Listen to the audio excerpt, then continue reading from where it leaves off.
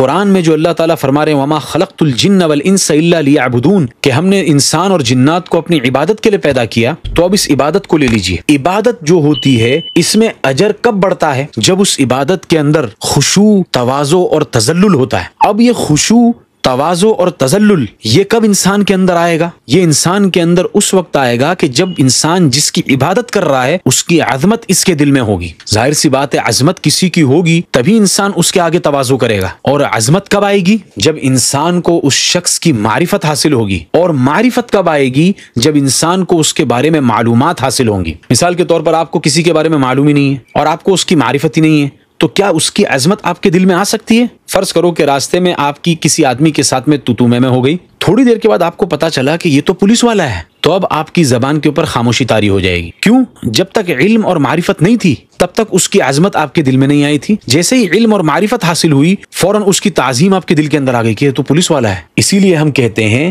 کہ عبادت کا کمال یہ تواضع سے ہے، اور تواضع اور خشوع یہ آئے گا عظمت سے، اور کسی کی عظمت حاصل ہوتی ہے اس کی معرفت کے بعد، اور معرفت حاصل ہوتی ہے اس کے علم کے بعد۔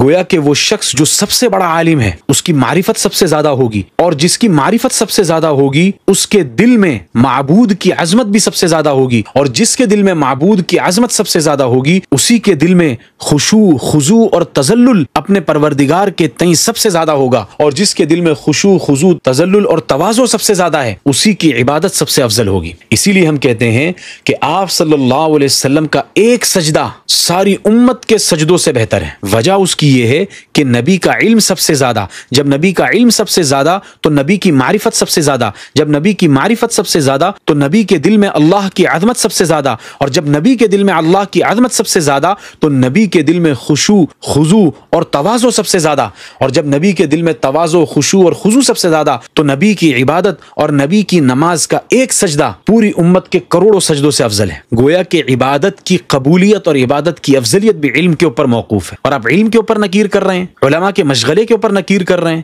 مدارس کے اوپر نکیر کر رہے ہیں۔ کبھی کہتے ہیں علماء کی گدیوں کے اوپر شیطان سوار ہے، کبھی کہتے ہیں کہ ایسے علماء سے مسئلہ مت پوچھو، یہ علماء جاہل ہیں، کبھی کہتے ہیں کہ مدارس کے اندر تم ایمان کی یزید اور ینقص کی بحث کر رہے ہو، یہ صحابہ سے ثابت نہیں ہے۔ اس لیے مولانا سعد صاحب جو یہ کہہ رہے ہیں نا کہ کاغذ اور قلم کے اوپر لکھوا کر مدارس کے طلبہ سے امتحان لیا جاتا ہے، یہ صحابہ سے ثابت نہیں ہے، اور علمی مشغلے کی نکیر کر رہے ہیں، اس پر طنز کر رہے ہیں۔ And point to be noted, یہ جدید آلات کے اوپر طنز نہیں کر رہے ہیں، یہ روایتی طریقے پر علم سیکھنے سکھانے کے اوپر طنز کر رہے ہیں، جس سے صاف پتہ چلتا ہے کہ مولانا سعد صاحب کو جدید آلات سے بغض نہیں، نفس علم سے بغض ہے۔